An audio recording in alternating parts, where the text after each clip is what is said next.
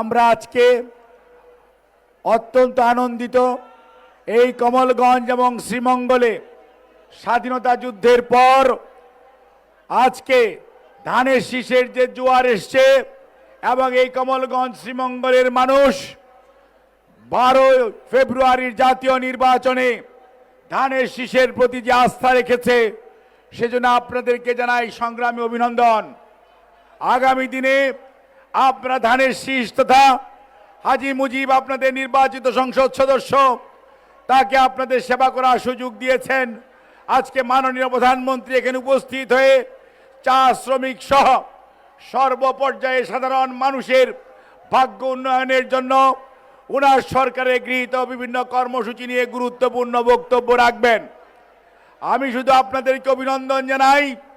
শত প্রতিকূলতা উপেক্ষা করে যোগাযোগ ব্যবস্থার যে অবস্থা, সেই প্রতিকূলতা উপেক্ষা করে স্থানীয় উপজেলা প্রশাসন, জেলা প্রশাসন, বিভাগীয় প্রশাসন সহ সমাজ কল্যাণ মন্ত্রণালয়ের সচিব থেকে শুরু করে মাঠ পর্যায়ে সমাজকর্মী পর্যন্ত সবাই মিলিতভাবে কাজ করেছেন, যার জন্যই আজকের এই কর্মসূচি বাস্তবায়ন করার সহজতর হচ্ছে। কিন্তু মনে রাখতে হবে, এই কর্মসূচি শুধু পাইলটিং।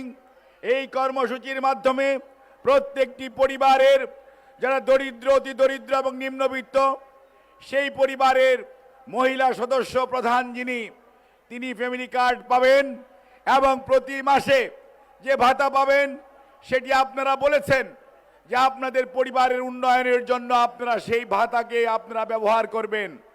আগামী জুলাইয়ের 1 তারিখ থেকে ইনশাআল্লাহ মাননীয় প্রধানমন্ত্রীর যে ঘোষণা, সেই ঘোষণা উনি আজকে দিবেন। আমরা শুধু আপনাদেরকে বলতে চাই, আপনারা স্বাধীনতার 55 বৎসর পর ধানের শীষের পক্ষে দাঁড়িয়েছেন, ধানের শীষকে আপনাদের সেবা করার সুযোগ দিয়েছেন। আমরা আপনাদেরকে আহ্বান জানাতে চাই, আমরা কথায় নয় কাজে বিশ্বাস করি। আমরা শহীদ জিয়ার আদর্শের সৈনিক।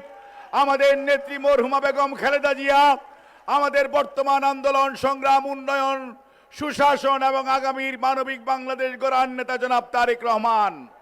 আসুন আমরা সবাই মিলে ধানের শীষকে আগামী দিনে প্রতিটি নির্বাচনে ধানের শীষের পক্ষে, বিএনপির কর্মসূচির পক্ষে আমরা সবাই থাকব এবং বিএনপিকে আগামী দিনে এই কমলগঞ্জ এবং শ্রীমঙ্গলের মাটিতে আমাদের আরো শক্তিশালী অবস্থান তৈরি করতে হবে, যাতে করে সেই পালিয়ে যাওয়া স্বৈরাচার, দুঃশাসন আর কোনোদিন কমলগঞ্জ এবং শ্রীমঙ্গলে তাদের বাসা বাঁধতে না পারে।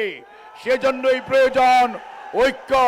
আর আপনারা যদি ঐক্যবদ্ধ থাকেন, আমার এই চা শ্রমিক ভাই বোনেরা, আমার তাও সনাতন ধর্মীরা, আমার সেই ত্রিপুরারা এবং আমার সেই মণিপুরী সহ আমার মুসলমান এবং বৌদ্ধ খ্রিস্টান ভাইয়েরা, আমরা যদি সবাই বিএনপির পতাকা তলে ঐক্যবদ্ধ থাকি, তারেক রহমানের নেতৃত্বে কমলগঞ্জ এবং শ্রীমঙ্গলে তথা মৌলভীবাজার ইনশাআল্লাহ উন্নয়ন শুধু নয়, একটি মানবিক অন্তর্ভুক্তিমূলক বাংলাদেশ গড়ার লক্ষ্যে আমরা আরো অনেক দূর এগিয়ে যাব।